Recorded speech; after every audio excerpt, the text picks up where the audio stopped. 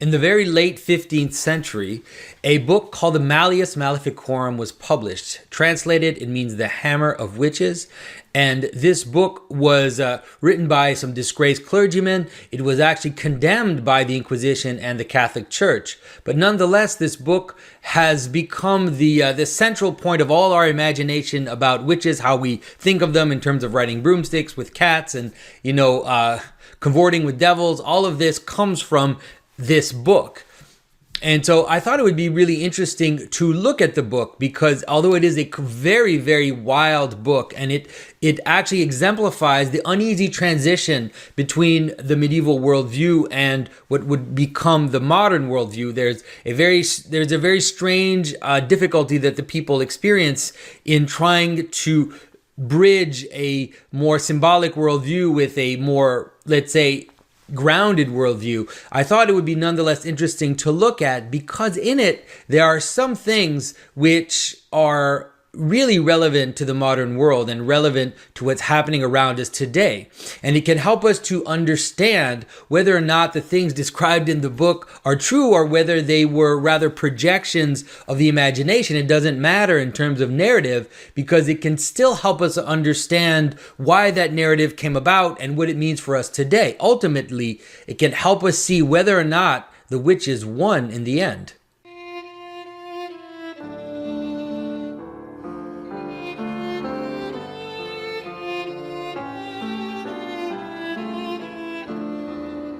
This is Jonathan Pedro. Welcome to the Symbolic World.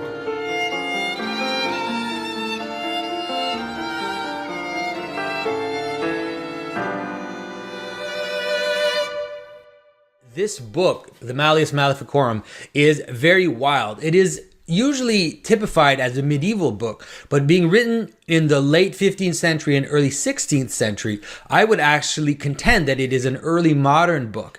And in it, we find the uneasiness of this transition, like I said, between the medieval world and the modern world. The same kind of things that we see in the conflict around Copernicus and Galileo, all of these problems of trying to bridge two worlds that seemingly didn't fit together anymore, a symbolic world and a burgeoning, let's say, proto-scientific world.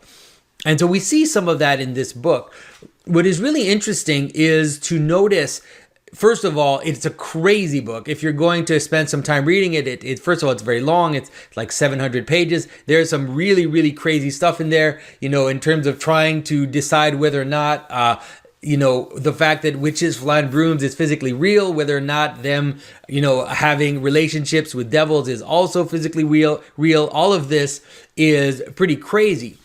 But there is one thing about the book which really caught my attention and I thought would be worthy to look at today, because in the book, at the first part of the book, is a kind of Thomistic discussion, trying to use Aristotelian categories, trying to argue for what are these witches, what is their purpose. It also talks about the nature of women. It talks about the nature of heresy. And ultimately what it's trying to do is to argue that witches are heretics and that's why they should be burned. Like I said, this book was not accepted by the Inquisition, but this notion of burning witches was really an early modern phenomena that, was sparked mostly in the secular courts of Renaissance Europe and even later than Renaissance Europe. And so there is even that conflation, the conflation to think that witch burning is a medieval phenomena when there are very few witches who were burned in the actual Middle Ages, and rather that it is an early modern phenomena and shows us this ambiguity, is already something that would be really interesting to look at. But that's not mostly what I want to look at today. What I want to look at is in the book, the authors talk about what the purpose of witches are. And in the first parts of the book, they don't attend too much to the actual how it is that they do it. To a certain extent, the authors don't really care how they do it. They use the term secondary causes, which is that they can describe the purpose and the reason why things happen, but how exactly these happened for them seems to a certain extent secondary. And so we'll also, while we're looking at this, we'll also talk about these secondary causes, what they could mean, and how we could see how they could apply today. Hello there, this is Martin Shaw inviting you to come and join me for Christian Wonder Tales, my first online course with Symbolic World. It is a secret history of things that we're going to be exploring, from the early Celtic saints and heroes of antiquity all the way up to the chivalric tradition of Arthur, Round Table, Merlin, the whole thing. What do stories like that have to tell us about the mosh pit of our own modern lives? Well, over 4 gatherings, we're going to find out. I promise you this, it will not be boring. One of the really interesting things is that the purpose of the witches is spelled out for them. And they talk about how the purpose of the witches, what these women want, it's men too, but obviously you can see in the book that it's mostly women. They do say that there are men, but there's something very feminine about the thing that they're describing. The purpose of the witches is to basically destroy life. They want, on the one hand, what the witches want is to stop the normal relationships between a husband and a wife. They want to halt them. They want to halt the normal relationship between a man and a woman. They also want to abort babies. And ultimately, they also want to kill babies. And so there's this idea of somehow stopping the normal act between a man and his wife. On the second one is to abort babies, and the third one is to actually kill babies. And the purpose is this kind of anti-fertility thing that the witches are engaged in, a kind of desire to destroy the world. And the way that they stop the act between a man and a woman, one of them, which is very strange, is the idea of making the male member disappear. And of course, when you read it in the book, it's really crazy because they're trying to decide whether or not this is just an illusion or whether it's actually happened, that the person lost their member. But on the one hand, it doesn't really matter. They try to figure it out. It doesn't really matter because the idea is really an idea of castration. The idea is to remove the male. The second thing is, of course, the idea of stopping the normal relationship between man and female through the use of demons, through the use of incubus and succubus demons. And this is the idea that if a man has relations with a succubus and a woman has a relation with an incubus, then the normal relationship between the male and the female will not happen. The third way is, of course, that the women who were giving birth to babies would also be the ones who would help women abort if they wanted to. And so this is also one of the things that the witches are doing, is to stop the act of giving fruit, to stop the fruit of the act of sexual union. And finally, there is also in the idea that the actual killing of babies, when the baby is born, then they will kill the baby. Now, like I said, when the guys who are writing the book are trying to understand how it is that a human person can have a relationship with a demon, you can see that they're very uneasy, because even in their Thomistic categories, you cannot cross that line. That is, a demon cannot have a relationship with a human person and create an offspring, because one does not have a body, is a spiritual entity, and the other one has a body. And so they're trying to explain how it is that they could do it. And they talk about these secondary causes. And so when you look at the secondary causes, it's then when you start to think about them, it's very interesting. It can help you understand some of the things that are happening around us today. So one of the things they say, for example, is that what the witches want is that they want women to have children from other men, basically. And so they have this notion that the incubi and the succubi, that is the male demons and the female demons, the ones that are having relationships with women, what they do is that they gather the seed of the men, and so the succubi demons gather the seed of the men through secondary causes. They don't say what it is, and then they give the seed to the incubus, and the incubus then uses that seed to impregnate a woman, and then when she gives birth to the baby, it's not her husband's baby. Now, of course, when we see it at first glance, we're thinking, this is crazy. Like, this is insane to think about these demons that are gathering male seed and then are then using it to impregnate women. And it sounds like something from a really bad horror movie. But if we think about understanding secondary causes, then all of a sudden, it's not as strange as you might imagine. So you can imagine, for example, that a non-physical being, think of it maybe as an image of a woman, is on the one hand there to make the male lose his seed. And so to lose his seed so that he doesn't have normal relationships with his wife. And so there are plenty of examples of that today, where there are these disembodied female images that are actually there to do specifically that. They're there to get men to lose their seed so that they do not have normal relations with women. On the second hand, you have also this strange thing called fertility clinics, where there are actually people who are gathering seed from men and are using that seed to then impregnate women.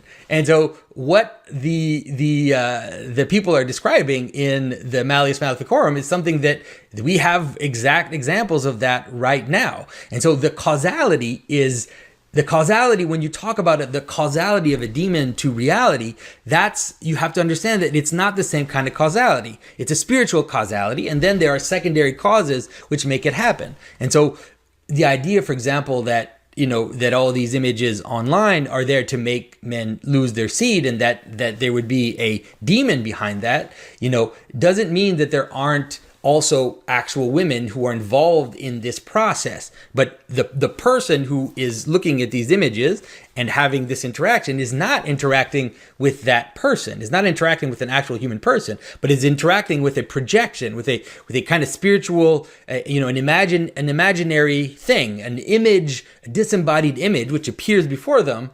And it is causing, and that man has a relationship with that image rather than having it with his wife. And you can see, of course, it can also be the same for women in that sense, where the imagination or the imaginary man can also cause her to not have normal relations with her husband. And so those would be the secondary causes. Of course, the very idea of seed being gathered and being brought to other women, and so that a man will end up raising a child that is in his, has all kinds of secondary causes. It's not only, of course, there's a fertility clinic, there's also just the very let's say culture of promiscuity, also the culture of women having children outside of marriage and then marrying someone who will raise their child for them, even though they're not the actual father of the child. And so all of these cultural manifestations,